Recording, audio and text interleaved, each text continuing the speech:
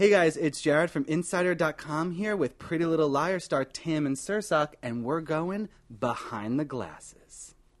Well, Tammin, thank you so much for coming in Thank you today. so much for having me. First things first. Yes. You're Australian. G'day, mate. How's it going?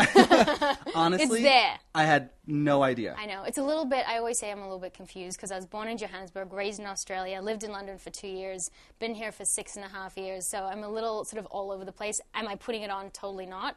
But it just, over time, it just assimilates into something completely different, and I just, like I said, I think I'm just very confused.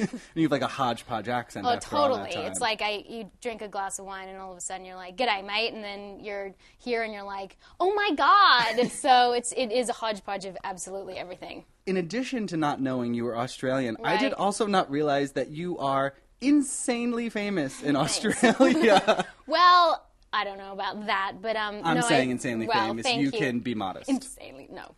I worked from when I was 15 years old. I finished high school on set, and my life changed. I literally was a girl going to Ravenswood School for Girls, and I then was on one of the biggest shows of all time that goes to 150 million people, but nowhere here. So when I moved here, I had to completely start again. And it's good for your ego, and it kind of knocks you down a few rungs, and you start all over again. But it gave me a lot of confidence being on that show, and it changed my life overnight.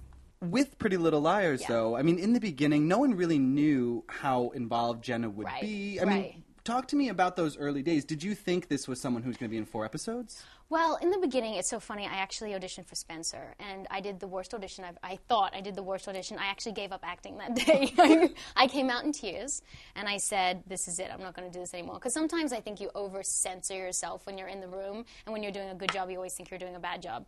And I didn't get the role of Spencer, obviously, and I got the role of Jenna. And in the pilot, I didn't even say anything. So I had no idea how involved she would be or how integral and important she is to the whole schematic of Pretty Little Liars. Do you find that people tend to recognize you more if you're outside wearing sunglasses? Yes, it's so weird. I take my glasses off and they're like, "Oh my God!" They don't even want to look at my face because they think something's going to radiate from my eyes and burn into their soul. But yeah, it's so weird when I take my glasses off. So I try to do the opposite and not wear glasses. There you go. I mean, you know, because of your eye color, which we only really found out in the Halloween flashback Right, episode, right. a lot of people have been theorizing that Jenna is based on all of the "Hey, pretty eyes" comments on the show. Well, you Comments? just have to keep watching, because if I tell you, I have to kill you. And honestly, having watched the show, I actually think you might kill me. I would. I'm genuinely concerned. I'm because, really nice until you turn your back. But I mean, in the last few weeks, Jenna has gotten scary. Yeah, but you have to keep watching because she does have an eye operation, Mm-hmm. and the exciting thing is, I'm not going to tell you what happens. It's either going to make her not see and feel like she has to be a better person, or see and be a horrible person. So there is no in between. Like, she's either going to go one way or the other. And I think that's really exciting, and I think that's why you should keep watching, because I think you're going to start feeling something for her, whether it's good or bad. There's going to be something deep in your gut that starts to resonate. So. Well, the thing is, I don't actually feel like anything Jenna has done has been without reason. Right, I mean, of obviously, her history with Allison is poor. And, you know, her history with Garrett has been good. So there obviously is, whatever it is driving her, Right, of is course. based in reality. Yeah, and I mean, like, revenge. It's one of those horrible things that once you get hurt so badly, I mean, she's lost her vision, which is probably the worst thing that could possibly happen to someone. She wants to get back at those people, and I think there's a lot of anger. And there's a lot of sadness. I think anger masks sadness and depression. So I think that you'll see a side of that. That will make audiences maybe feel something for her, whether it's good or not.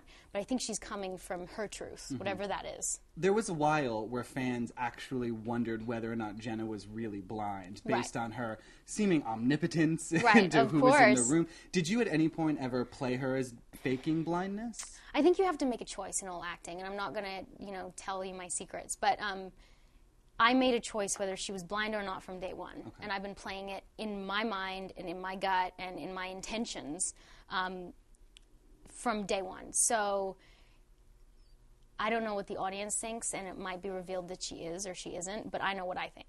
Garrett and Jenna. Yes. True love or convenience? I think everything with Jenna comes with manipulation and getting what she wants. So I don't believe that it's true love. Could have been the future, maybe, but I think everything she does with a motive.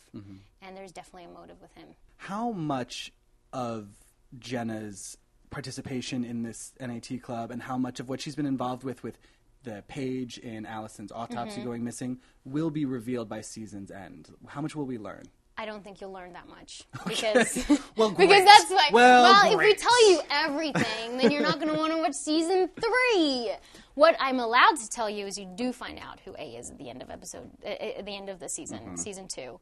But then there's a lot that goes with that too. I think the exciting things coming up from my character is I get an operation, and what that means to Jenna, what that means to her character, what that means to how she interacts with the liars. I think that's the most important thing that I've played in the next couple of episodes, and it's actually been some of the most exciting work I've been able to do because I confuse myself, which I know sounds weird, but I try to confuse myself because then you kind of live in who Jenna is. I think she doesn't really know what she is or who she is or how she feels. She's just doing things on instinct sometimes.